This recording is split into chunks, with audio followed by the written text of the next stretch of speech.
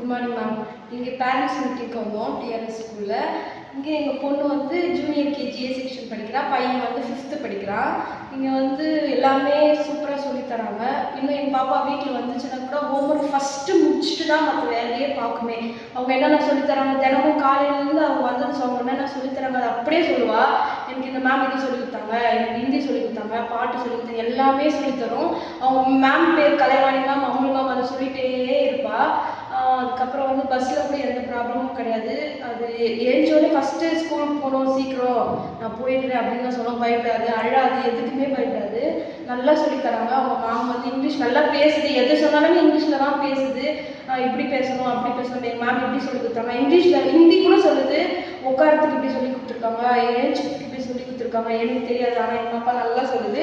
இப்போ first rank, போன வாட்டி 3rd ரேங்க் எடுத்துச்சு, இப்போ ஃபஸ்ட் ரேங்க் எடுத்துது. ஆனால் எனக்கு சொல்லிச்சு, நான் கண்டிப்பாக ஃபஸ்ட் ரேங்க் எடுப்பேன் மம்மி, எனக்கு இது வாங்கி தரணும் அப்படின்னு சொல்லிடுது.